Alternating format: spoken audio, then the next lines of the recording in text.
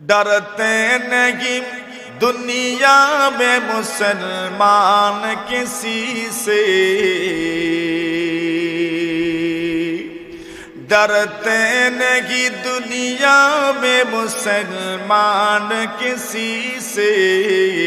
जब मिल गई है दौलत ईमान नबी से, जब मिल गई है दौलत ईमान नबी से।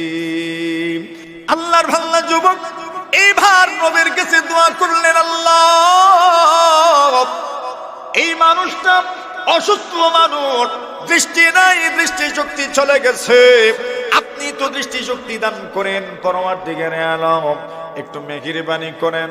আর এই লোকটা আপনার উপর ঈমান এনেছে, আপনারই তো মাখলুক, আপনি মেহেরবানি করে তাকে সুস্থ করে দেন। যুবক দোয়া করেছেন এবং যুবকের বরকতময় হাত ওই মন্ত্রীর চোখের মধ্যে এমন ভাবে ফিরিয়েছেন।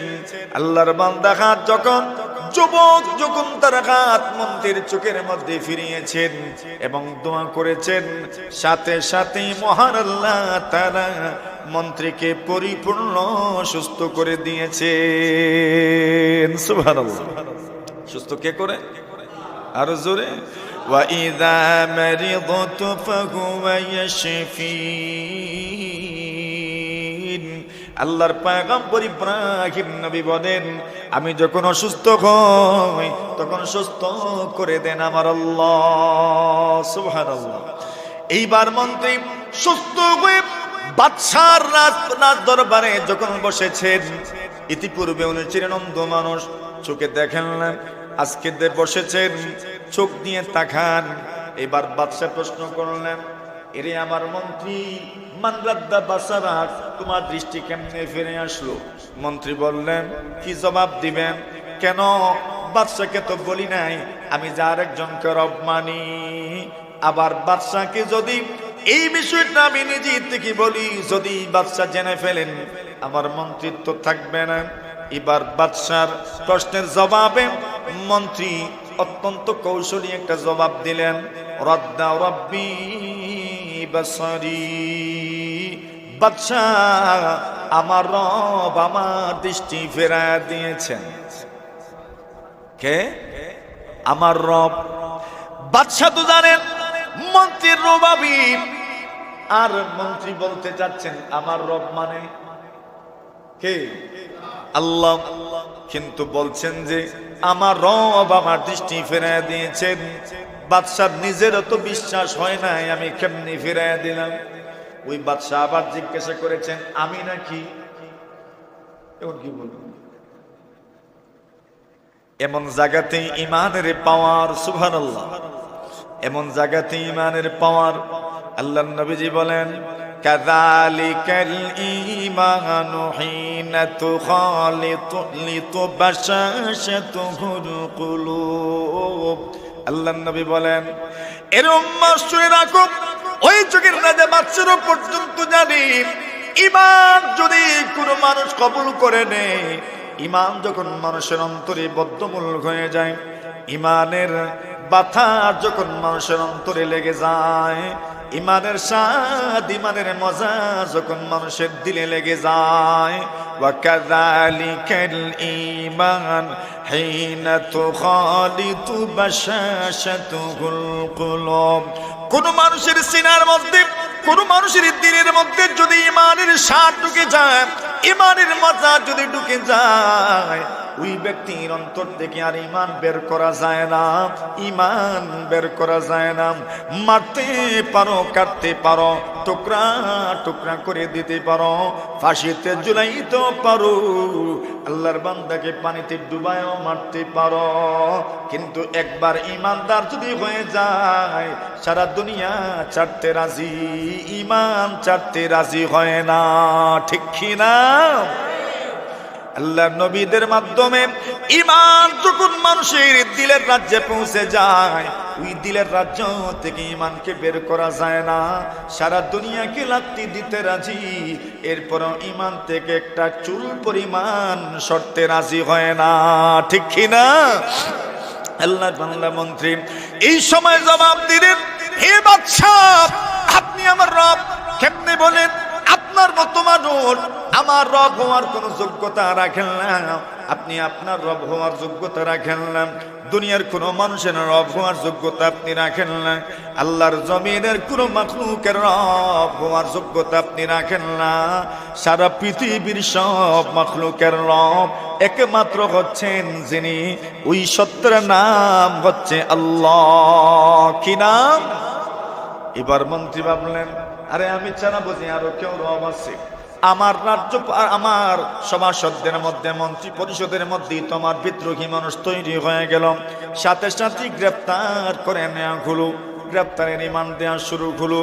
এর মন্ত্রী আমার খেলি আমার পড়লে, আমার কাছেই থাকলে, আমার মাধ্যমে তোর লালন পালন হলো, কিন্তু তুই বুঝি আমার বিরুদ্ধে চলে গেলে আমি ছাড়াও যে রব আছে এটা তোমাকে কে শিক্ষা দিয়েছে?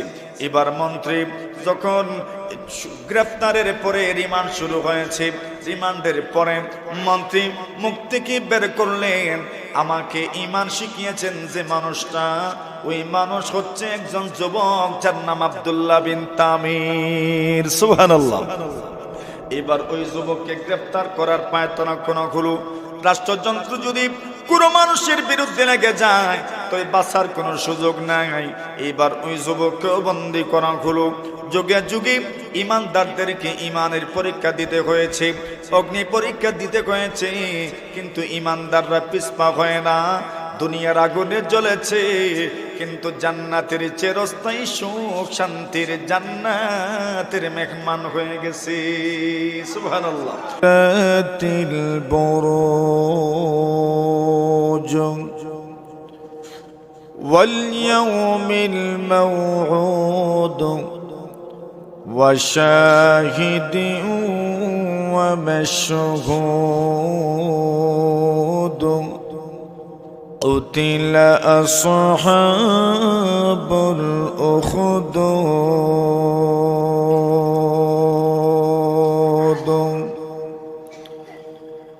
بارك الله لنا ولكم في القرآن العظيم، ونفعنا وإياكم بالآيات والذكر الحكيم. صلى الله على سيدنا ومولانا محمد وعلى آله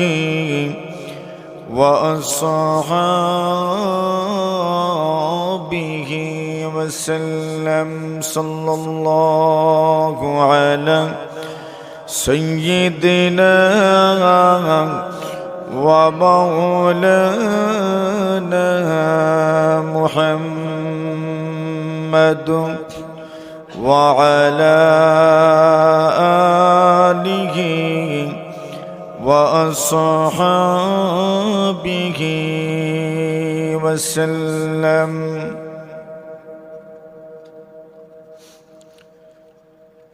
জুড়ি বেলাগাঁও কন্টিনালা জামে মসজিদের উদ্যোগে আয়োজিত অধ্যক্ষার মাহে রমাদান উপলক্ষে তাফসিরুল কুরআন মাহফিলের আজকের সমবেত সর্বস্তরের দিন ধরদি ধর্মপ্রাণ মুসলমান ভাইয়েরা, পর্দার আড়ালে অবস্থানরত অত্যন্ত শ্রদ্ধেয়া সম্মানিত মা ও বোনেরা, আল্লাহ পাক রব্বুল আলামিনের অসংখ্য অগণিত শুকর আদায় করছি যে মহান রব্বুল আলামিন আমাদেরকে তারাবির নামাজের পরে আল্লাহর ঘর মসজিদের অত্যন্ত মনোরম পরিবেশে কুরআন মাজিদের তাফসীর শোনার জন্য বসার তৌফিক দান করেছেন। এজন্য আমরা শুকর আদায় করছি। সকলেই পড়ি আলহামদুলিল্লাহ।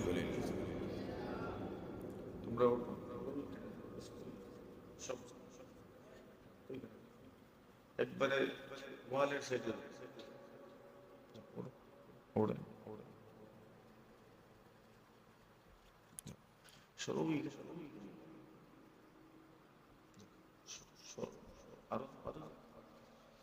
আলাদা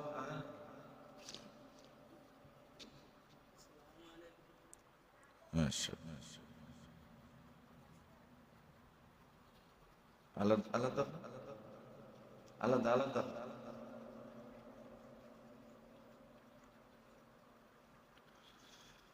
আল্লাহ রাব্বুল আলামিনের বড়ই দয়া যে কোরআন নাজিলের মাসে আমরা কোরআন মাজিদের তাফসীর শোনার জন্য অত্যন্ত মনোমুগ্ধকর পরিবেশ আল্লাহর ঘর মসজিদে আমরা সমবেত হতে পেরেছি। আমরা আজ সূরাতুল বুরুজ পাঠ করেছি। সূরাতুল বুরুজের প্রথম দিকের কিছু আয়াত আমরা পাঠ করেছি। আল্লাহ তাআলা এই সূরাতে কি বলেছেন সে সম্পর্কে আমরা কিছু জানার চেষ্টা করব। আল্লাহ তাআলা এই সূরার প্রথমেই চারটি জিনিসের কসম করেছেন, শপথ করেছেন।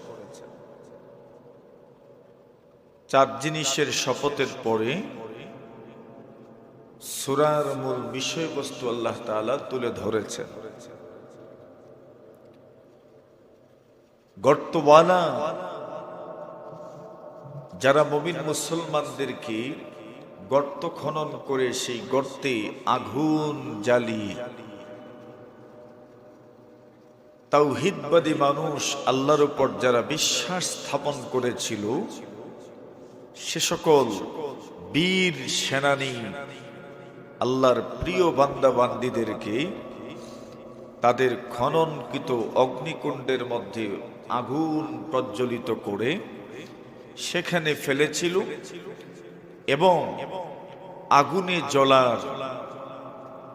জ্বলে মরার সেই বীভৎস দৃশ্য তারা অবলোকন করছিল, দেখছিল এবং হাসাহাসি করছিল। তাদের পরিণতি আল্লাহ তাআলা এখানে বর্ণনা করছেন এবং যারা ঈমানদার, ঈমান থেকে বিচ্যুত না হয়ে, ঈমান থেকে সরে না গিয়ে, ঈমানকে জীবনের সবচেয়ে মহামূল্যবান পুঁজি হিসাবে ধারণ করে আকীদা বিশ্বাস স্থাপন করে লালন করে ঈমান নিয়ে যারা কবরে গেছে তাদের ঈমানের দৃঢ়তা আল্লাহ তাআলা এই সূরার মধ্যে বর্ণনা করেছেন। এটা বর্ণনা করতে গিয়ে আল্লাহ তাআলা প্রথমে কসম করেছেন চার জিনিসের। এক নম্বর, ওয়াস-সামাঈ যাতিল বুরুজ। আল্লাহ বলেন কসম, শপথ এমন আকাশের, যাতিল বুরুজ গ্রহ নক্ষত্র বিশিষ্ট আসমানের শপথ, কক্ষপথ বিশিষ্ট আসমানের শপথ। গ্রহ নক্ষত্র বিশিষ্ট আসমানের শপথ, কক্ষপথ বিশিষ্ট আসমানের শপথ। আসমানে আল্লাহ তাআলা চন্দ্র সূর্য এবং তারকার কক্ষপথ আল্লাহ নির্ধারিত করে দিয়েছেন। এগুলো প্রত্যেকটাই আল্লাহর কুদরতি ইশারায় যার যার কক্ষপথে চলে। আজ পর্যন্ত সূর্য চন্দ্রের গ্রহ নক্ষত্রের টক্কর বাজে নাই, অ্যাক্সিডেন্ট তো ঘটে নাই। বোঝাই তো যাচ্ছে সবকিছু অত্যন্ত সুনির্দিষ্টভাবে পরিচালিত হচ্ছে মহান আল্লাহ তাআলার কুদরতের ইশারায়। সুবহানাল্লাহ। আল্লাহ নিজেই বলছেন ওয়াল কামারা কাদ্দারনাহু মানাজিল। সূর্য চন্দ্র তাদের গতিপথ আছে, প্রত্যেকটা তার গতিপথে চলে, কক্ষপথে চলে, কখনো অ্যাক্সিডেন্ট হয় না। এগুলো কার ইশারায় চলে? যালিকা তাকদীরুল আজিজিল আলীম। মহান আল্লাহ তাআলা কুদরতের ইশারা। আমাদের হাইওয়ে রোডে 1 বাই রোড থাকার পরেও অ্যাক্সিডেন্ট ঘটে যায়, সেখানে কোনো ট্রাফিক নেই, কেউ বাঁশি নিয়েও বসে না, কিন্তু এরপরেও অ্যাক্সিডেন্ট হয় না। কেন? এগুলো কার মনিটরিং এ চলে? আল্লাহ তাআলা। আল্লাহ কসম করেছেন এমন আসমানে, ওয়াসসামাই যাতিল বুরুজ। আল্লাহ বলেন কসম এমন আসমানের, এমন আকাশের, যে আসমান, যে আকাশ গ্রহ নক্ষত্র বিশিষ্ট, এমন আসমানের শপথ আল্লাহ করেছেন। আল্লাহ তাআলা আসমানকে গ্রহ নক্ষত্রের মাধ্যমে সুসজ্জিত করেছেন।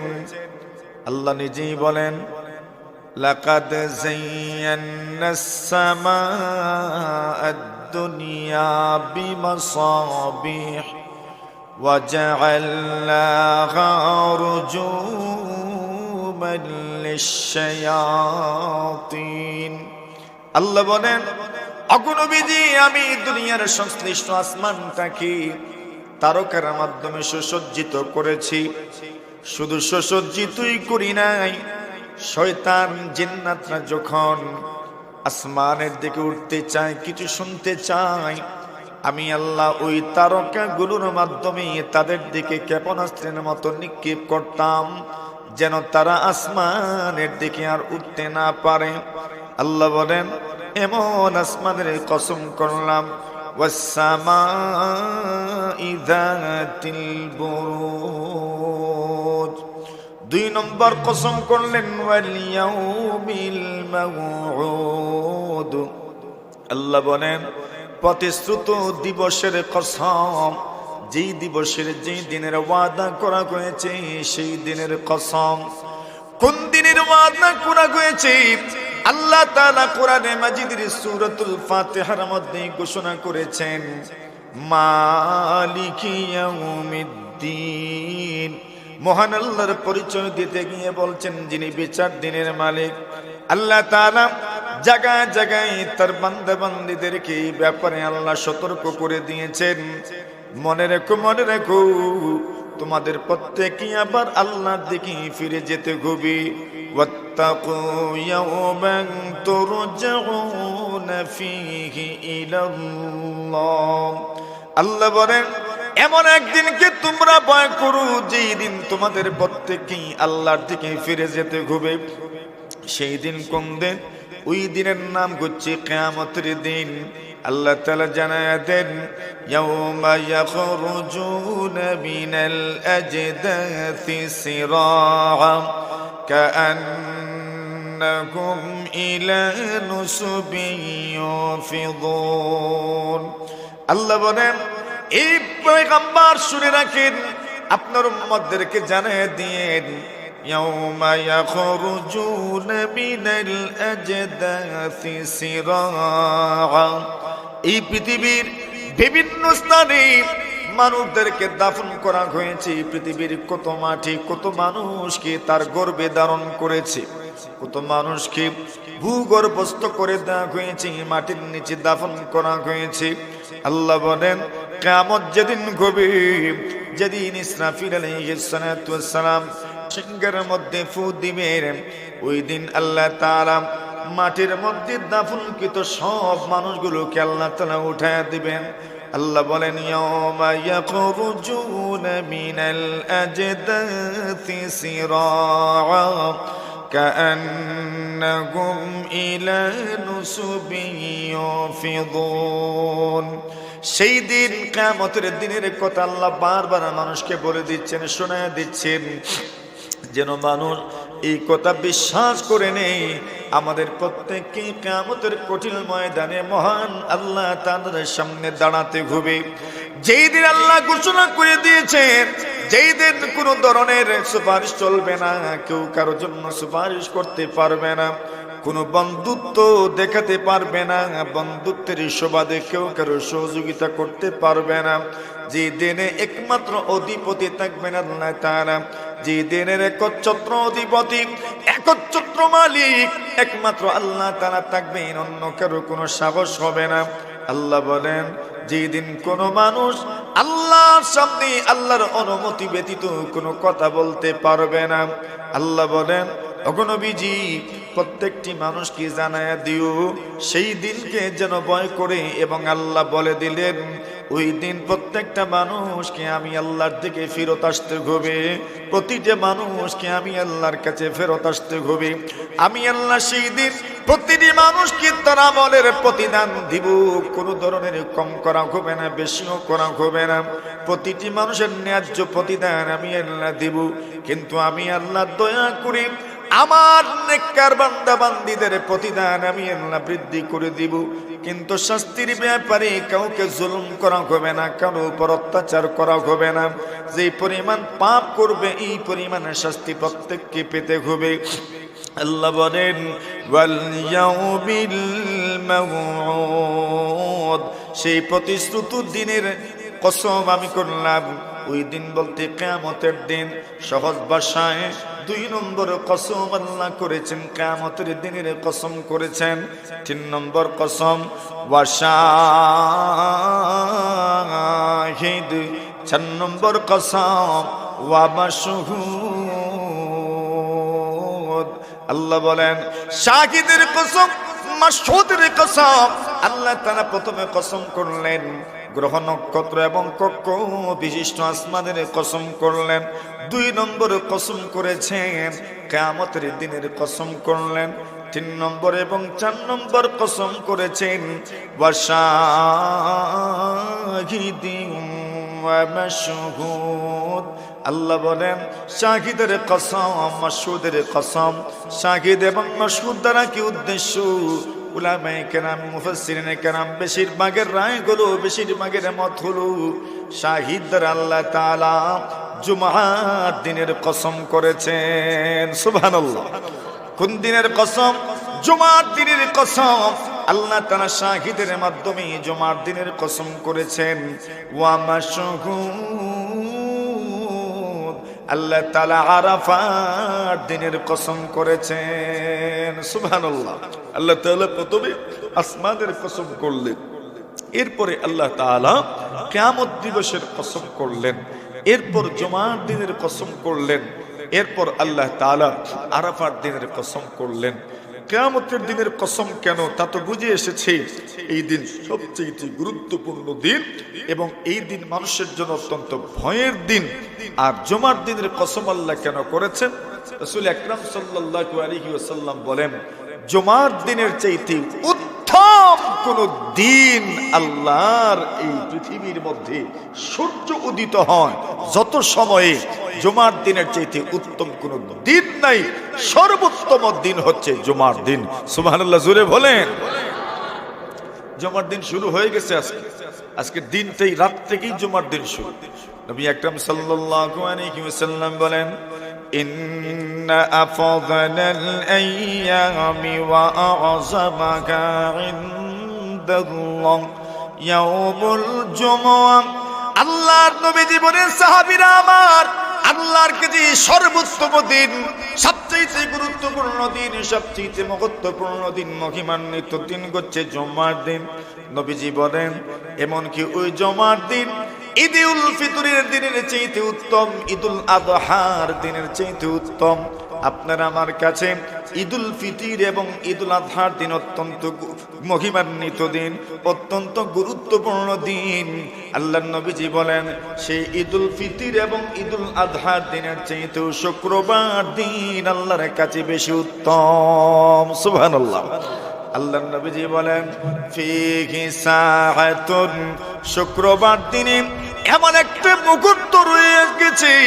আল্লাহ রাসূল সাল্লাল্লাহু আলাইহি ওয়াসাল্লাম বলেন শুক্রবার দিনে এমন একটা মুহূর্ত আছে লা ইউওয়াফিকুহা আবদুন মুসলিমুন ওয়া হুয়া কাইমুন ইউসাল্লি ইয়াসআলুল্লাহু আযজা ওয়া জাল্লা শাইআ ইল্লা আ'তাহু ইয়্যাম।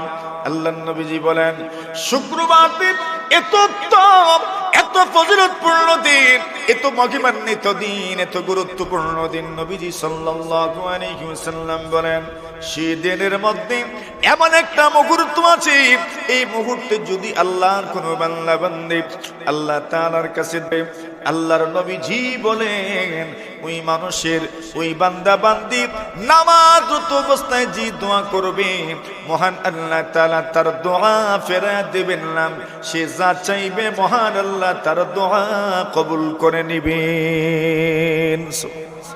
আল্লাহর নবীজির সাহাবায়ে কেরাম বলেন, ইয়া রাসূলুল্লাহ, ইয়া হাবিবাল্লাহ, আল্লাহর নবী গো, যে সময়ের কথা আপনি বলছেন, যে মুহূর্তের কথা আপনি বলছেন, যে মুহূর্তে দোয়া করলেন আল্লাহ দোয়া কবুল করেন, সেই মুহূর্তটা কোন সময় যদি বলতেন। আল্লাহ রাসূল বলেন, ইলতাবিসু বা'দা সালাতিল আসরি ইলা গুরুবিশ শামস। আল্লাহ নবী বলেন, শুক্রবার দিনে আসরের পর থেকে, আসরের নামাজের পর থেকে সূর্যাস্ত পর্যন্ত এই সময়টা তোমরা তালাশ করো। এই সময় আল্লাহর কোন বান্দা বান্দি যদি নামাজরত অবস্থায় আল্লাহর কাছে কোনো কিছু চায়, মহান আল্লাহ তার দোয়া কবুল করে নেবেন। তবে প্রশ্ন জাগবে, আসরের ফরজ নামাজের পরে তো আর কোনো নামাজ পড়া যায় না, তবে নামাজরত অবস্থায় আল্লাহর কাছে বান্দা চাইবে কেমনে? নামাজ তো পড়াই যায় না। আসরের ফরজ পড়ে নিলে সূর্যাস্ত পর্যন্ত আর কোনো নামাজ নাই। জবাব দিয়েছেন আল্লাহ নবীজি বলেন, মান জালাসা মাজলিসান ইয়ানতাজিরুস সালাম ফাহুয়া ফিস সালাম। আল্লাহ নবী বলেন, কোন মানুষ যদি আল্লাহর কোন বান্দা বান্দি নামাজের অপেক্ষার জন্য যদি বসে, নামাজের অপেক্ষায় যদি অপেক্ষা করেন, নামাজের জন্য অপেক্ষা করেন, আল্লাহর নবীজি বলেন নামাজের অপেক্ষায় যতক্ষণ পর্যন্ত আপনি বসে থাকবেন ততক্ষণ পর্যন্ত যেন আপনি নামাজের ভিতরে আছেন। সুবহানাল্লাহ। এজন্য কোন মানুষ যদি আসরের পর থেকে নিয়ে সন্ধ্যা পর্যন্ত, মাগরিব পর্যন্ত, মাগরিবের নামাজের অপেক্ষা করল, সেজন্য নামাজের ভিতরে আছে, এই মুহূর্তে যদি কোনো মানুষ তার রবের কাছে কোনো কিছু চাইতে পারে, আল্লাহর হাবিব বলেন তুমি চাইবা, আল্লাহ তাআলা তোমার চাওয়া কবুল করে নেবেন। সুবহানাল্লাহ।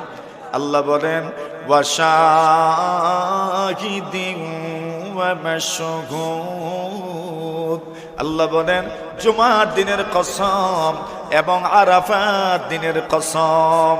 আরাফাত দিন কি ইয়াউমুল মাশহুদ বলা হয় কেন? ওই দিন সারা বিশ্বের মুমিন মুসলমান যারা হজ করতে চান, সারা বিশ্বের মুমিন মুসলমান যারা হজের জন্য আল্লাহর ঘরে যান, মক্কাতুল মুকাররমায় যান, এরা সবাই আরাফার ময়দানে অবস্থান করেন। এই জন্য আল্লাহ এই দিনের কসম করেছেন। আরেকটা কারণ হলো এই দিন জিলহজ মাসের ওই 10 দিনের অন্তর্ভুক্ত, যে 10 দিনের প্রতিটা দিনের রোজা মহান আল্লাহ তাআলার কাছে 1 বছরের রোজার সমান সওয়াব। সুবহানাল্লাহ। 3 নম্বর, আরাফার দিন এমন এক দিন, নবীজি সাল্লাল্লাহু আলাইহি ওয়াসাল্লাম বলেন, কোন মানুষ যদি আরাফার দিনে রোজা রাখতে পারে, আল্লাহর হাবিব বলেন তার আগের পরের বছরগুলোর গুনাহ আল্লাহ মাফ করে দেন। এজন্য আল্লাহ কসম করলেন, ওয়াশাহিদিন ওয়া মাশহুদ। এই 4টা জিনিসের কসম আল্লাহ করলেন। আসমানের কসম, 2 নম্বর কিয়ামতের দিনের কসম, 3 নম্বর জুমার দিনের কসম, 4 নম্বর আরাফার দিনের কসম আল্লাহ করলেন। এবার 4টা কসম করে আল্লাহ বলেন, কুতিলা আসহাবুল উখদুদ। আল্লাহ বলেন আসহাবুল উখদুদ, গর্তওয়ালা, পরীক্ষাওয়ালা, গর্ত খননকারী, পরীক্ষা খননকারী, যারা পরীক্ষা খনন করে মুমিন মুসলমানদেরকে আগুন প্রজ্বলিত করে ওই পরীক্ষার মধ্যে, গর্তের মধ্যে নিক্ষেপ করেছিল, এবং মুমিন মুসলমান কি এই পরীক্ষার মধ্যে, এই গর্তের মধ্যে নিক্ষেপ করে তাদেরকে জ্বালিয়ে মেরেছিল। আল্লাহ তাআলা বলেন ওই সমস্ত জালিমরা ধ্বংস হয়েছে, ওই সমস্ত জালিমরা আল্লাহর পক্ষ থেকে লানত প্রাপ্ত হয়েছে, অভিশাপ প্রাপ্ত হয়েছে।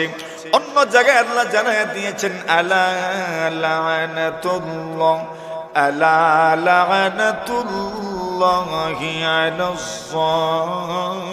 জালিমিন। আল্লাহ বলেন, ওগো নবীজি উম্মতদেরকে জানায়া দিও, যারা জুলুমকারীদের উপর অভিশাপ কার, জোরে বলেন আল্লাহর। কার? জুলুমকারীদের উপর আল্লাহর অভিশাপ। আল্লাহ তাআলা জানায়া দিলেন, কুতিলা আসহাবুল উখদুদ, গর্ত খননকারী গর্তবালারা ধ্বংস হয়েছে, গর্তবালারা পরীক্ষাবালারা ধ্বংস হয়েছে, লানত প্রাপ্ত হয়েছে। এবার গর্তবালা পরীক্ষাবালা কারা, এই বিষয়টা জানার দরকার। এই বিষয়টা হাদিস শরীফের মধ্যে বর্ণনা এসেছে। সুহাইব রুমি রাদিয়াল্লাহু তাআলা আনহু নবী আকরাম সাল্লাল্লাহু আলাইহি ওয়াসাল্লাম থেকে বর্ণনা করেন, একটা যুগ ছিল, ওই যুগে একজন বড় বাদশা ছিল। বাদশার সহযোগিতার জন্য একজন জাদুকর নির্ধারিত ছিল, যে জাদুকরের সাহায্য নিয়ে বাদশা রাজ্য পরিচালনা করতেন। জাদু টুনা এই সমাজে আছে না নাই? আল্লাহর নবী বলেন, ইত্তাকু ইজতানিবুস সাবআল মুবিকাত। আল্লাহর নবী বলেন, ধ্বংসকারী 7 ধরনের গুনাহ থেকে তোমরা বেঁচে থাকো। সেই ধ্বংসকারী 7টা গুনাহের মধ্যে একটা গুনাহ রাসূল বলেছেন, as-সিহর, জাদু। এটা ধ্বংসকারী গুনাহ। যে ব্যক্তি জাদুর মধ্যে লেগে যায়, অন্যকে জাদু করে, আল্লাহ তাকে ধ্বংস করে দেন। আল্লাহ তাকে ধ্বংস করে দেন। আল্লাহ তার কোনো ভালাই করেন না। আল্লাহ তাআলা তার জন্য করুণ পরিণতি, কঠিন পরিস্থিতি রেখেছেন। জাদুখোর এবার যখন বৃদ্ধ হয়ে গেলেন, বৃদ্ধ হওয়ার পরে চিন্তা করলেন, আমি তো বৃদ্ধ হয়ে গেলাম, এই মুহূর্তে যদি আমি মারা যাই, তবে আমার সাথে সাথে জাদুবিদ্যাও মারা যাবে, জাদুবিদ্যাও দাফন হয়ে যাবে। এই জন্য জাদুকর বাদশার কাছে আরজি পেশ করলেন, অনুরোধ জানালেন, বাদশা জাহাপনা, এক কাজ করেন, আমি তো মারা যাওয়ার একদম নিকটে পৌঁছে গেছি, মরণ আমাকে হাতছানি দিয়ে ডাকছে, আমার এক পা যেন কবরে, আমার বয়স আর কুলাচ্ছে না, আমি হয়তো মারা যাব। এখন আমি যদি এই অবস্থায় মারা যাই, তো জাদুবিদ্যা দুনিয়া থেকে উঠে যাবে, জাদু শিকার মতো আর কেউ রইল না, জাদু কেউ শিখাতেও পারবে না। আপনি যদি আমাকে সহযোগিতা করেন, একজন বিচক্ষণ অত্যন্ত যোগ্য একটা যুবক যদি আপনি আমাকে দিতে পারেন, তো আমি তাকে আমার সাথে রেখে তাকে জাদু শিখিয়ে গেলাম। আমি মারা গেলেও এই দুনিয়াতে জাদু থাকবে, জাদুর প্রচলন থাকবে।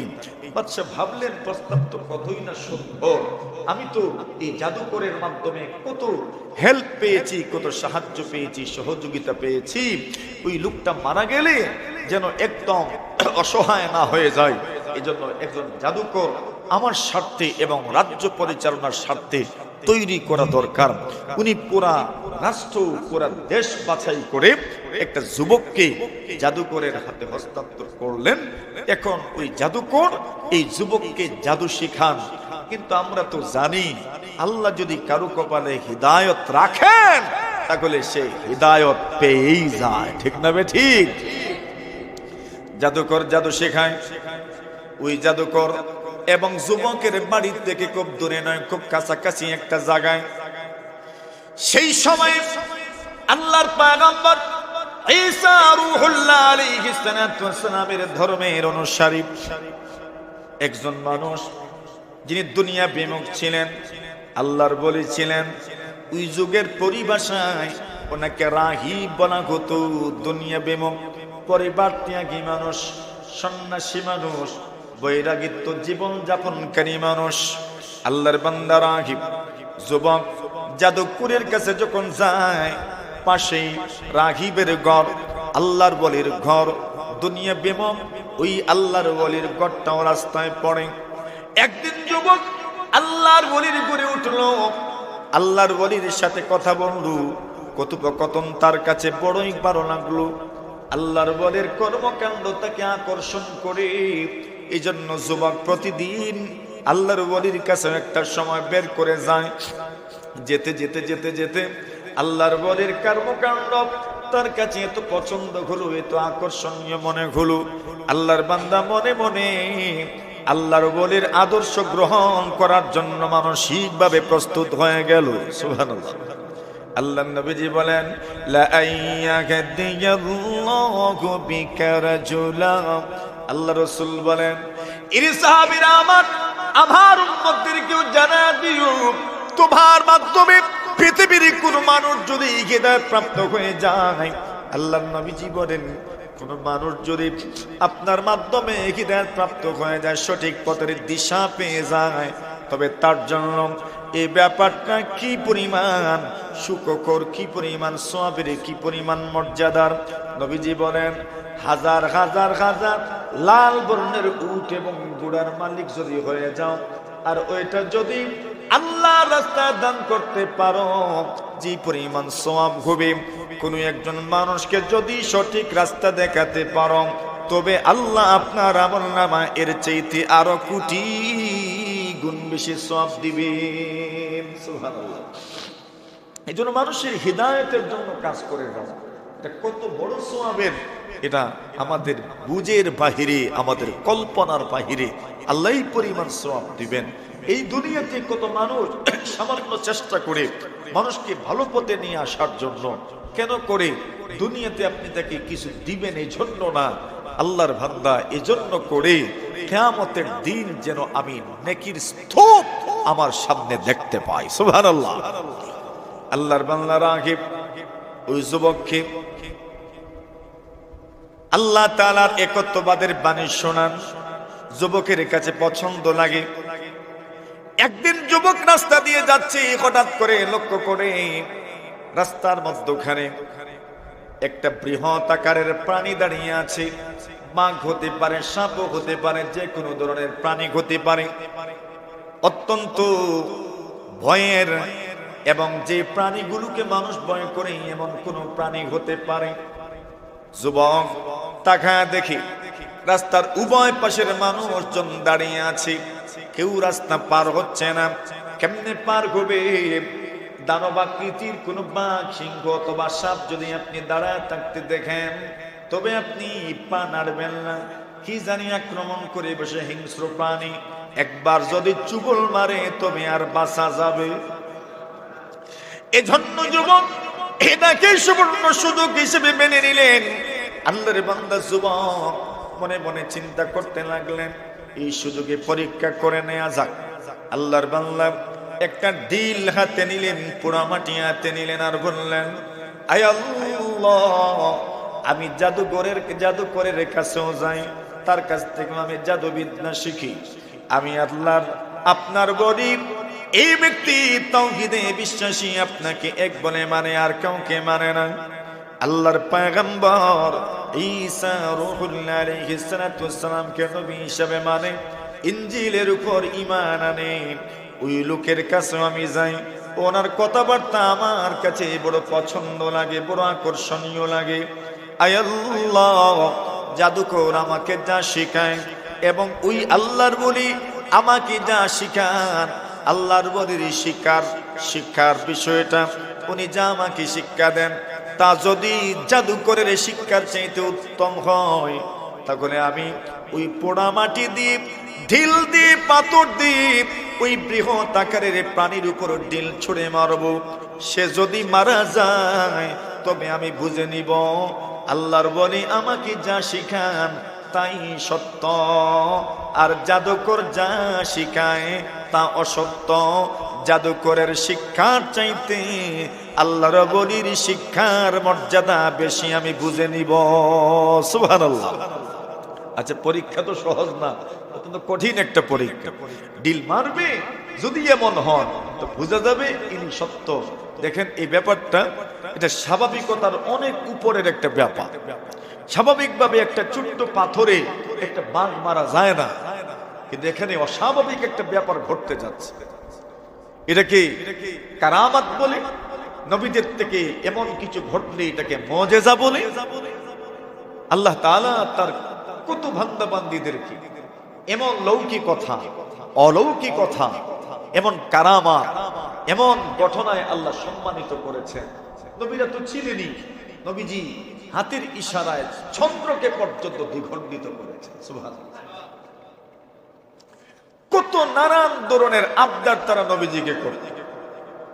নবীজি আল্লাহর কাছে আবদার গুলো পেশ করতেন, কিন্তু আল্লাহ যে শর্ত দিতেন নবীজি বলতেন দরকার নেই। একদিন কুরাইশের মানুষজন নবীজির কাছে আসলো আর বলো, কালাত কুরাইশুন লিন-নবী সাল্লাল্লাহু আলাইহি ওয়াসাল্লাম, কুরাইশ নেতাগণ নবীজিকে বলেন, ওগো মুহাম্মদ, আপনি যদি সত্য নবী হন তবে আল্লাহকে বলেন আইয়াজআলা লানা সাফা যাহাবা। যারা হজে যান, উমরায় যান, সাফা এবং মারওয়া পাহাড়ের মধ্যখানে দৌড়াতে হয়। একটা পাহাড়ের নাম হচ্ছে সাফা, আর একটা পাহাড়ের নাম হচ্ছে মারওয়া। কুরাইশের লোকজন নবীজির কাছে এসে আবদার জানানো, ওগো মুহাম্মদ, আপনি যদি সত্য নবী হন তবে আল্লাহকে বলেন উনি যেন সাফা পর্বত আমাদের জন্য সোনা বানায়া দেন। সুবহানাল্লাহ। আল্লাহর নবী, বিশ্ব নবীজি, কুরাইশের মানুষজন মুসলমান হয়ে যাক, নবীজির মনের বড় তামান্না ছিল, বড় মনের বড় আশা ছিল। এই জন্য নবীজি আল্লাহর কাছে আবেদনটা পৌঁছালেন, রব্বুল আমিন, এই মানুষগুলো বলেছে যদি আপনি সাফা পর্বত স্বর্ণে রূপান্তরিত করে দেন তবে তারা মুসলমান হয়ে যাবে। আল্লাহ বলেন, এদেরকে জিজ্ঞাসা করো, আমি সাফা পর্বত স্বর্ণে রূপান্তরিত করে দিব, কিন্তু যদি মুসলমান না হয় তবে আমি আল্লাহ এমন শাস্তি দিব, দুনিয়ার আর কোন জাতিকে এমন শাস্তি আমি দেই নাই। সুবহানাল্লাহ। আল্লাহর নবী বলেন, আল্লাহ লাগবে না। সুবহানাল্লাহ। কেন? আপনি তো করে দিবেন তা আমার বিশ্বাস আছে, কিন্তু এই মানুষগুলো যে মুসলমান হয়ে যাবে তা তো আমার বিশ্বাস নাই। সুতরাং এমন করলেন, এমন শাস্তি দিবেন বলছেন যে শাস্তি আপনি কাউকে দিবেন না। এমন কঠিন পরিস্থিতির সম্মুখীন করার দরকার নাই এদেরকে। আশা করা যায় যদি বুঝতে পারে তবে হয়তো তাদের মধ্য থেকে কেউ না কেউ মুসলমান হয়ে যেতে পারে। সুবহানাল্লাহ। উম্মতের প্রতি নবীজির দরদ কেমন ছিল। আচ্ছা, ওইদিকে এখন ওই যুবক আল্লাহ তাআলাকে এই কথা বলার পরে বিসমিল্লাহির রহমানির রহিম বলে, আল্লাহর নামে আল্লাহ তাআলার বান্দা বান্দীদের কাছে যারা যায় ওই মানুষগুলো প্রথম যে সবক দেয় সেই সবকটাই হচ্ছে লা ইলাহা ইল্লাল্লাহ, আল্লাহ ছাড়া কোনো মাবুদ নাই। ঠিক না বে ঠিক? এটা প্রথম সবক। এবার প্রথম সবক দেয়া হলো আল্লাহ ছাড়া কোনো মাবুদ নেই। এইবার যুবক আল্লাহর নামে বিসমিল্লাহির রহমানির রহিম বলে পোড়া মাটির পাথর ওই দানবাকৃতির প্রাণীটার উপর ছুঁড়ে মারলেন। মারছেন তো মারছেন, সাথে সাথে দানবাকৃতির প্রাণীটা মাটিতে পড়ে মারা গেল। সুবহানাল্লাহ। এইবার তো প্রমাণ হয়ে গেল ওই রাগিব আল্লাহর ওলি যা শিক্ষা দেন তাই সঠিক। আল্লাহর বান্দা যুবক আল্লাহ তাআলার শুকরিয়া আদায় করলো আর মনে মনে বলে, আল্লাহ আমি যেটা ধারণা করেছিলাম সেটাই প্রমাণিত হয়েছে। আল্লাহর বান্দা যুবক এইবার ওই আল্লাহর ওলির কাছে গেলেন আর বললেন, আল্লাহর ওলি গো, এমন এমন ঘটনা, এমন এমন ঘটনা আমি প্রমাণ পেয়েছি আপনি সঠিকতার উপরে আছেন, আপনি হকের উপরে আছেন, আপনি সত্যের উপরে আছেন। আল্লাহর বান্দা বলেন, এর যুবক তুমি তো অনেক এগিয়ে গেছো, তুমি পরিপূর্ণতায় পৌঁছে গেছো। শুধু পরিপূর্ণতায় পৌঁছো নাই, আল্লাহর বান্দা বলেন তুমি আমার চাইতেও হাজার হাজার গুণ এগিয়ে গেছো। সুবহানাল্লাহ। কিন্তু আল্লাহর ওলি বললেন, এর যুবক মনে রাখবা এই মুহূর্তেই তোমার পরীক্ষা শুরু হয়ে যাবে, তুমি পরীক্ষার সম্মুখীন হয়ে যাবে। এই মুহূর্তে তুমি পরীক্ষার সম্মুখীন হয়ে যাবে যখন তোমার মাধ্যমে এমন এমন বিষয়গুলো প্রমাণ হয়েছে, তুমি আজকে থেকে পরীক্ষার সম্মুখীন হয়ে যাবে। আল্লাহর বান্দা যুবক সত্যি সত্যি পরীক্ষার সম্মুখীন হয়ে গেল। আল্লাহ তাআলা এক্সট্রা অনেক গুণ তাকে দান করলেন। আল্লাহর নবী বিশ্ব নবী সাল্লাম বলেন, ওয়া কানা ইউবরিউল আকমাহা ওয়াল আবরাসা ওয়াল আ'মা। আল্লাহর নবী বিশ্ব নবীজি বলেন, ওই যুবক এমন আল্লাহ তাআলার কুদরতের মাধ্যমে এমন শক্তি অর্জন করেছে, এমন যোগ্যতা অর্জন করেছে, আল্লাহ নিজ দয়া গুণে তাকে এমন যোগ্যতা দান করেছেন। ওই লোকের কাছে, যুবকের কাছে কোনো অন্ধ ব্যক্তি গেলে, কোনো ডবল রোগী গেলে, কুষ্ঠ রোগী গেলে, ওই যুবক যখন হাত ফিরায় দেয় এবং দোয়া করে দেয়, এমন রোগীরাও সাথে সাথে সুস্থ হয়ে যায়। সুবহানাল্লাহ। আচ্ছা বলে রেখো, এই লোকের প্রচার কি আর কেউ আটকাইতে পারবে? এই লোকের কাছে গেলে অন্ধ রোগী ভালো হয়ে যায়, সুস্থ হয়ে যায়, কুষ্ঠ রোগী সুস্থ হয়ে যায়, বিভিন্ন কঠিন জটিল রোগের আক্রান্ত মানুষগুলো সুস্থ হয়ে যায়। এই ব্যাপারটা যখন পুরা দেশে চর্চা হতে লাগলো, ওই দেশের বাদশার সভাসদদের মধ্যে, বাদশার মন্ত্রী পরিষদের মধ্য থেকে একজন ছিলেন অন্ধ মানুষ। অন্ধ হয়ে গেছেন, দৃষ্টিশক্তি কমে গেছে, দৃষ্টিশক্তি দুর্বল হয়ে গেছে। ডাক্তার দেখাইতে কম দেখান নাই, তদবির করতে কম করেন নাই। আল্লাহর বান্দা ডাক্তারদের দ্বারস্থ হলেন, তদবির করলেন, কিন্তু কোনোভাবে উনি সুস্থ করতে পারেন না। শুনতে পেলেন এই যুবক নাকি এমন এমন রোগের চিকিৎসা করে, অন্ধ ব্যক্তিদের চিকিৎসা করে উনি সুস্থ করে দেন, কুষ্ঠ রোগীদের চিকিৎসা করে উনি সুস্থ করে দেন। আল্লাহর বান্দা ওই মন্ত্রী অনেকগুলো হাদিয়া তোহফা নিয়ে যুবকের দ্বারস্থ হলেন। যুবককে ডাকলেন আর বললেন, এরে যুবক, আমি হচ্ছি তোমার দেশের বাদশার একজন মন্ত্রী, খুব কাছের মানুষ, ঘনিষ্ঠ সহচর। এরে যুবক, আমি এসেছি তোমার কাছে, তোমার দ্বারস্থ হয়েছি। আমি অন্ধ মানুষ, দৃষ্টি শক্তি চলে গেছে, তুমি আমাকে সুস্থ করে দাও। আল্লাহর বান্দা বলেন, মন্ত্রী সাহেব, আমি দুঃখিত, আমি সুস্থ করতে পারি না। সুস্থ করেন একমাত্র এক সত্তা আছেন, ওনার নাম হলো, জোরে বলেন, ইব্রাহিম নবী বলেন, ওয়া ইযা মারিদতু ফাহুয়া ইয়াশফিন। আল্লাহর পয়গম্বর ইব্রাহিম নবী বলেন, আমার আল্লাহকে জানুনি, আমি যখন অসুস্থ হয়ে যাই, আমার আল্লাহ আমাকে সুস্থতা দান করেন। সুবহানাল্লাহ। আল্লাহ সুস্থতা দেওয়ার মতো ক্ষমতা কার আছে ভাই? একমাত্র আল্লাহ। এবার যুবক বলেন, আমি তো সুস্থ করতেই পারি না। মন্ত্রী বলেন, আমি না শুনলাম তুমি সুস্থ করে দাও। মুনি বলেন, না, আমি সুস্থ করতে পারি না, সুস্থ করেন আল্লাহ। আমি মাধ্যম শুধু ওসিলা হতে পারি, আমি আমার রবের কাছে দোয়া করতে পারি। এই ভার বলেন, করুণা তোমার রবের কাছে দোয়া বলছেন, না এমনিতে হবে না, আগে আমার রবের উপর ঈমান আনতে হবে। আমার রবের উপর যদি ঈমান আনেন, তবে আমি আমার রবের কাছে আপনার জন্য সুপারিশ করব, আমার রব যেন আপনাকে সুস্থ করে দেন। মন্ত্রী চিন্তায় পড়ে গেলেন, আমি তো আমার বাদশাকে রব মানি, আমি তো আমার বাদশারই অর্চনা করি, ইবাদত করি, পূজা করি, কেমনে আমি অন্য কাউকে, অদৃশ্য কাউকে রব মানবো? কিন্তু মনে মনে আবার চিন্তা করেন, বাদশাকে তো রব মানলাম, আজ পর্যন্ত তো সুস্থ হতে পারলাম না। ওই যুবকের রবকে যদি রব মেনে নেই, তবে তো সুস্থ হয়ে যাওয়ার নিশ্চয়তা আছে। তবে আর দেরি কেন? আল্লাহর বান্দা বলেন, রে যুবক, আমি ওয়াদা দিলাম তোমার রবকে আমি রব মানব। এই মুহূর্তে আমি তোমার রবের উপর ঈমান নিয়ে আসলাম। সুবহানাল্লাহ। ঈমানদার একজন বাড়ছে, যেমন তেমন বাড়ছে না, একবারে রাষ্ট্রের ভিতরে ঢুকে গেছে ঈমান। সুবহানাল্লাহ, জোরে বলেন। আল্লাহর বান্দা যুবক এইবার নবীর কাছে দোয়া করলেন, আল্লাহ, এই মানুষটা অসুস্থ মানুষ, দৃষ্টি নাই, দৃষ্টি শক্তি চলে গেছে, আপনি তো দৃষ্টি শক্তি দান করেন, পরওয়ারদিগারে আলম, একটু মেহেরবানি করেন। আর এই লোকটা আপনার উপর ঈমান এনেছে, আপনারই তো মাখলুক, আপনি মেহেরবানি করে তাকে সুস্থ করে দেন। যুবক দোয়া করেছেন এবং যুবকের বরকতময় হাত ওই মন্ত্রীর চোখের মধ্যে এমন ভাবে ফিরিয়েছেন। আল্লাহর বান্দা হাত যখন তার হাত মন্ত্রীর চোখের মধ্যে ফিরিয়েছেন এবং দোয়া করেছেন, সাথে সাথে মহান আল্লাহ তাআলা মন্ত্রীকে পরিপূর্ণ সুস্থ করে দিয়েছেন। সুবহানাল্লাহ। সুস্থ কে করে? আরো জোরে। وإذا مرضت فهو يشفين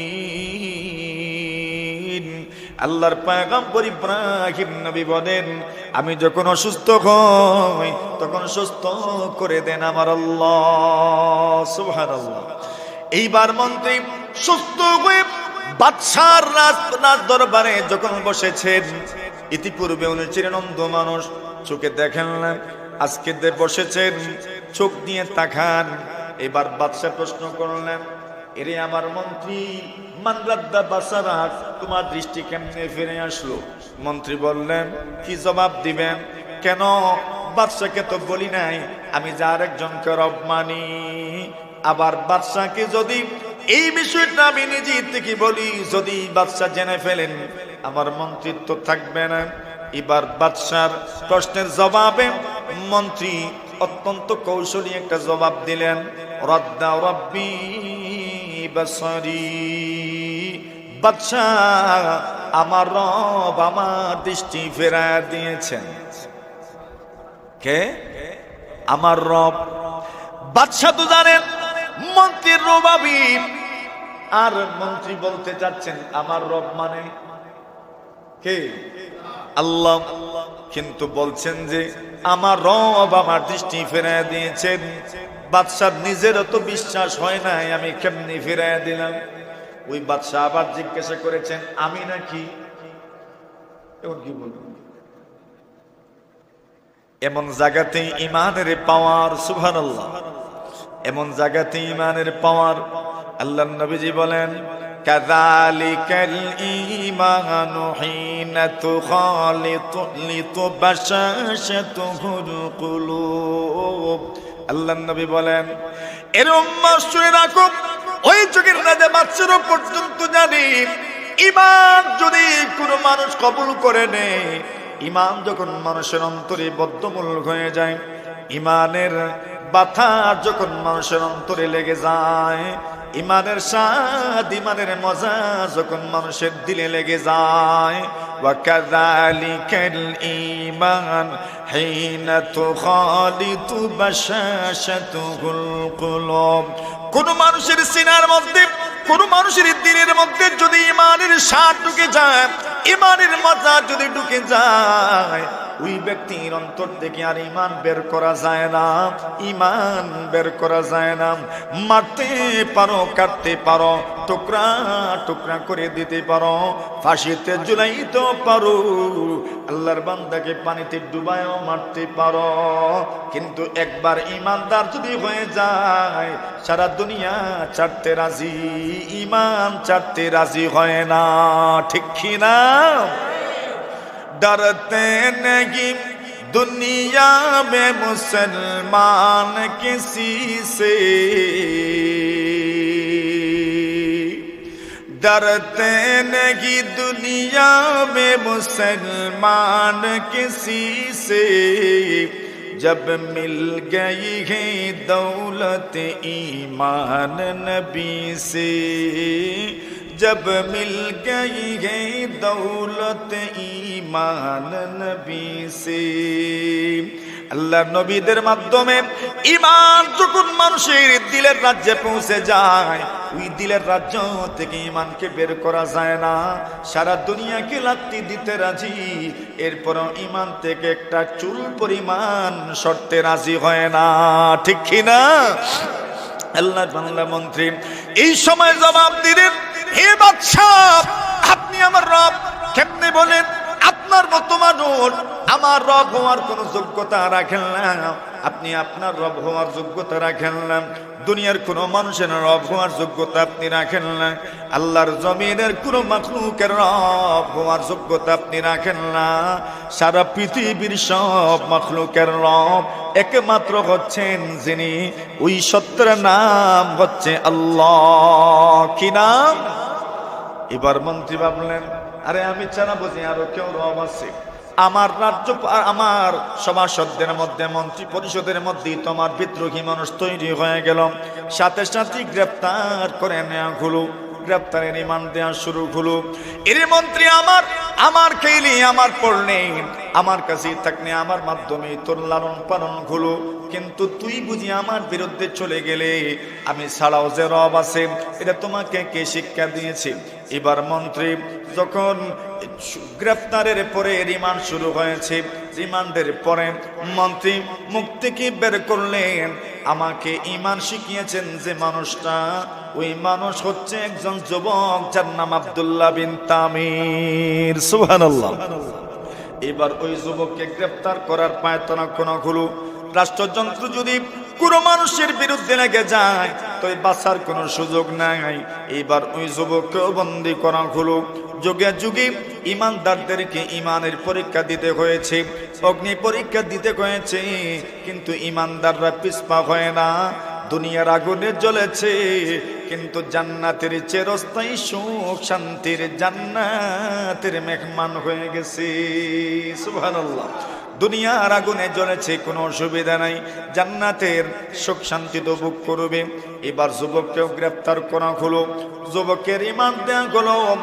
মুরব্বী বলেছিলেন, রাগিব বলেছিলেন, আল্লাহর ওলি বলেছিলেন, এরে যুবক আমার নাম তুমি বলতে পারবা না।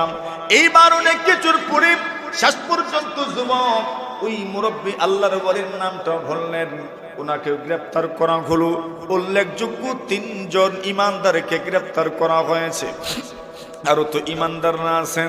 একবার যদি ইমানের আওয়াজ কোথাও যদি উচ্চারিত হয়ে যায় তবে মনে রাখিয়েন ওই জায়গা থেকে কোনো না কোনো দিন তাওহীদের স্তম্ভ আর প্রাচীর আল্লাহ তৈরি করে দিবেন। সুবহানাল্লাহ। ইমানের ডাক, ইমানের আওয়াজ, ইমানের আওয়াজ এত সুমধুর আওয়াজ, এত কার্যকরী আওয়াজ, এত প্রভাবশালী আওয়াজ, কোথাও যদি একবার উচ্চারিত হয় ওই আওয়াজকে দাফন করে দেওয়ার শক্তি দুনিয়ার কারণে।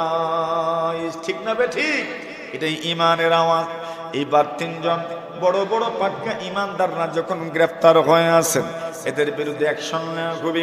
প্রথমেই মন্ত্রীকে আনা হলো, মন্ত্রী ইমান থেকে ফিরে আসো, যদি ফিরে আসো তবে আমি তোমাকে কোনো ধরনের শাস্তি দিব না, কিন্তু যদি তুমি ইমান থেকে ফিরে না আসো তবে আমি তোমাকে শাস্তি দেব, ফাঁসির কাস্তে ঝুলাবো। মন্ত্রী বললেন, বাদশাহ জাহাপনা আপনার মন যা চায় তা করতে পারেন, কোনো আপত্তি নাই, তবে আমার থেকে আমি ক্লিয়ার বলে দিতে চাই, যাই করেন না কেন আমাকে ইমান থেকে একটা কদম আপনি পিছনে নিতে পারবেন না। সুবহানাল্লাহ। শেষ পর্যন্ত মন্ত্রীকে ফাঁসির কাস্তে ঝুলানো হলো। এইবার পালাম মুরব্বীর, আল্লাহর ওলির পালাম। আল্লাহর ওলিকে বলা হলো, আমার বিদ্রোহী হয়েও না, তোমাকেও তার পথ ধরতে হবে, তার পরিণতি তোমাকেও ভোগ করতে হবে। আল্লাহর ওলি বলেন, হে বাদশাহ, যদি যুক্তি দিয়ে যায় তবে ওই মন্ত্রী হচ্ছে আমার নাতি ছাত্র। কেন? আমি তো সরাসরি ইমান শিখিয়েছি যুবককে, যুবক ইমান শিখিয়েছে মন্ত্রীকে। আমার নাতি যদি ইমানের হালতে মৃত্যুবরণ করতে পারলো তবে আমি দাদা হয়ে কেন ইমান হারা হব? আমিও ইমান হারা হতে চাই না। ফাঁসির কাস্তে ঝুলাইবা নাকি তরবারি দিয়ে মাথা দ্বিখণ্ডিত করবা তা আমার দেখার বিষয় নয়। আমি তোমার সামনে দীপ্ত কণ্ঠে ঘোষণা দিলাম, আল্লাহ ছাড়া কোনো রব নাই, মরণ হবে এই কথার উপর আমি ইমান থেকে একটা চুল পরিমাণও সরে আসব না। সুবহানাল্লাহ। এবার আল্লাহর ওলিকে ফাঁসির কাস্তে ঝুলানো হলো। বাকি রয়ে গেলেন ওই যুবক। ওই যুবক এবার বাদশা চিন্তা করলেন কিভাবে যুবককে হত্যা করা যায়। এই 2 জনের মতো ফাঁসির কাস্তে ঝুলাই দিলাম আর হত্যা করে ফেললাম এমন নয়, দৃষ্টান্তমূলক শাস্তি দেওয়া দরকার, যাতে করে তার বয়সের যুবকেরা তার শাস্তি দেখে শিক্ষা গ্রহণ করতে পারে। কেউ যেন আমার বিরুদ্ধে না যায়, কেউ যেন আমার বিদ্রোহী না হয়। কিন্তু জানেন তো, ইমানের বাতি যদি জ্বলে যায় ওই বাতিকে নিবানোর ক্ষমতা দুনিয়ার কোন রাজা বাদশার আছে? জোরে বলেন, দুনিয়ার কোন রাজা বাদশাহ নাই। কেন? ইমানের বাতি একবার জ্বলে গেলে ওই বাতি নিবানো যায় না। আর যারা সত্যিকার অর্থে কুরআন সুন্নাহর প্রতীক হয় ওই মানুষগুলোকে দুনিয়ার কোনো মহাশক্তি পরাশক্তির ভয়ে এদেরকে ভয় দেখানো যায় না, এদেরকে দাবানো যায় না। এরা আল্লাহর উপর ভরসা করে এমন কি কঠিন থেকে কঠিন রাস্তাও এরা পাড়ি দিতে পারে, যেখানে মৃত্যু নিশ্চিত। এমন জায়গাতেও জাপ দিতে কুণ্ঠাবোধ করে না। একমাত্র পাওয়ার হলো লা ইলাহা ইল্লাল্লাহর পাওয়ার, ঠিক কি না? লা ইলাহা ইল্লাল্লাহর পাওয়ার।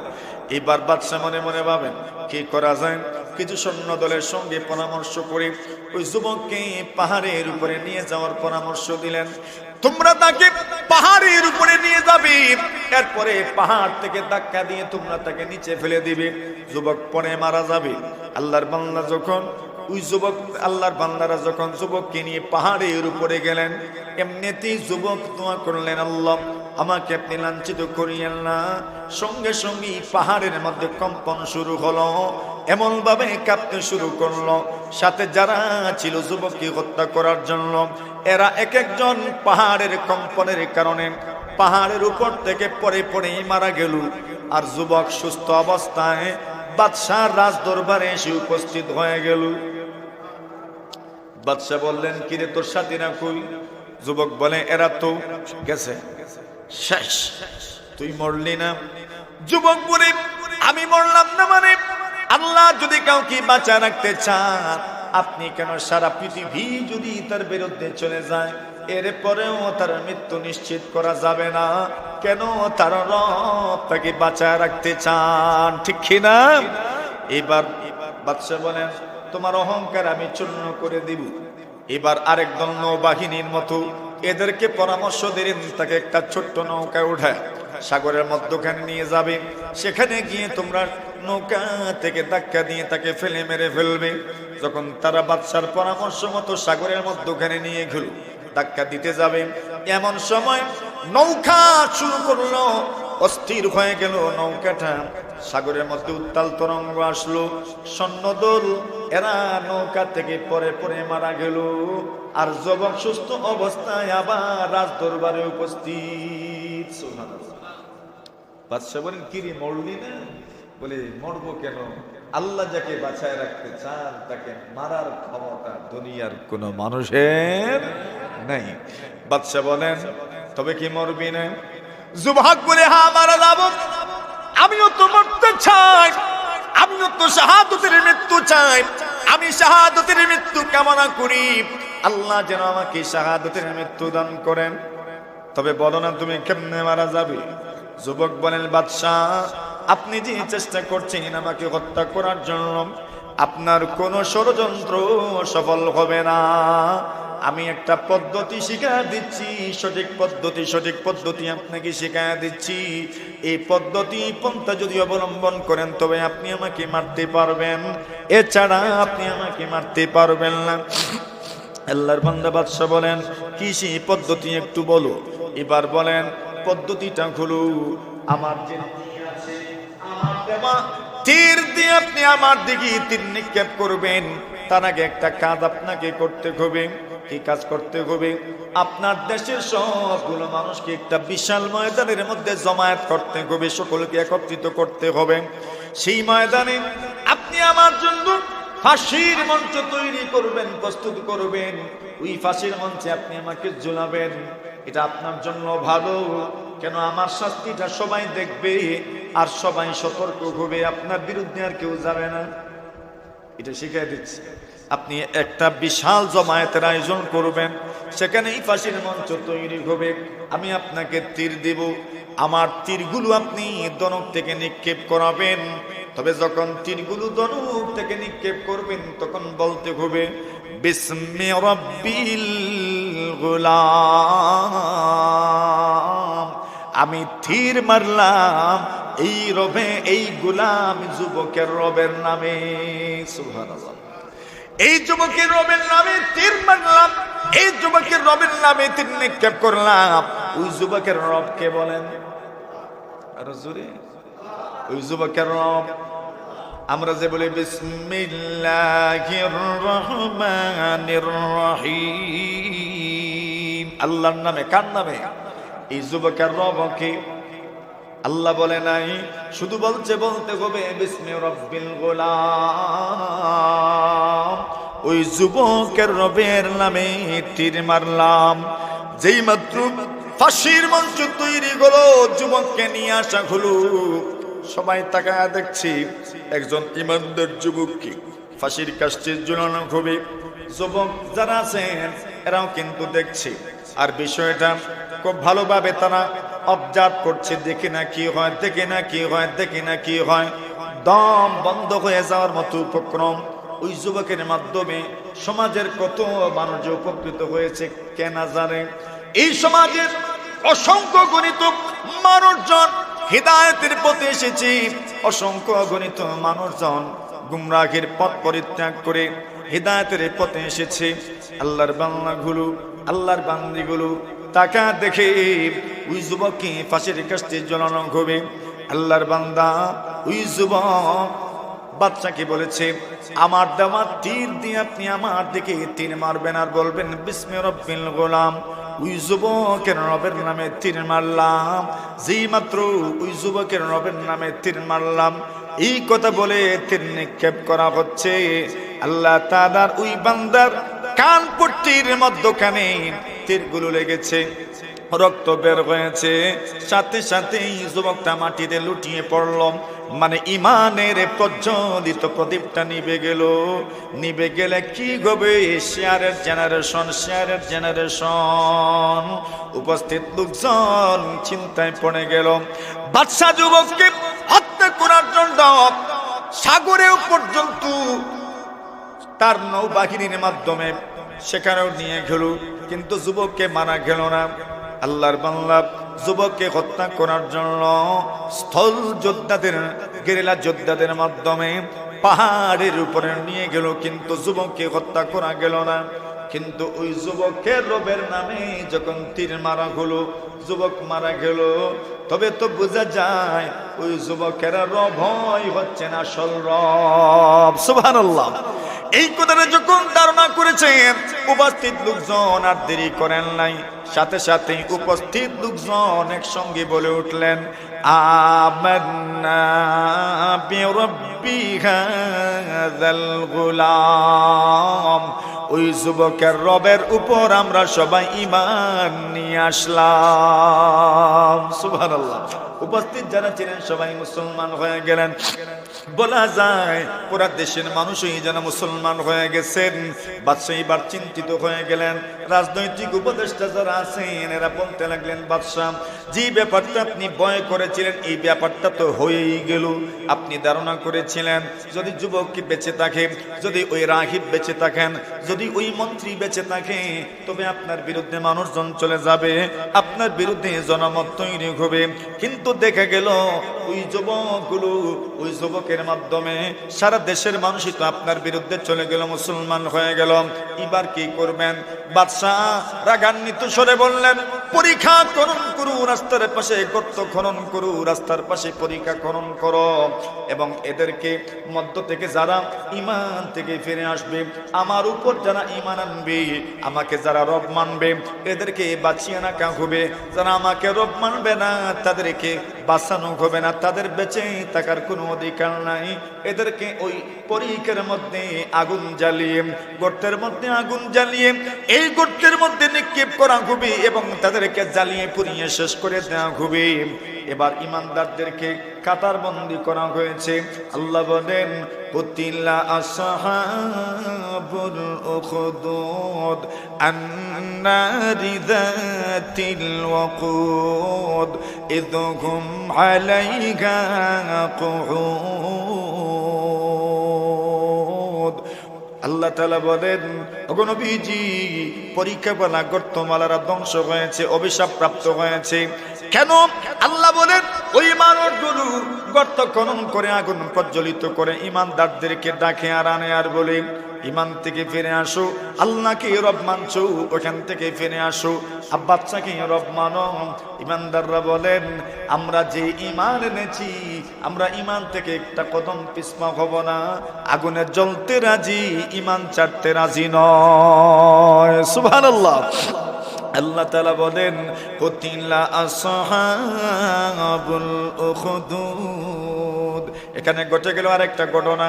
আল্লাহর একজন বান্দী, উনি এসেছেন, কুলে আছে দুধের শিশু, দুধ পান করে একটা শিশু ওনার কুলে।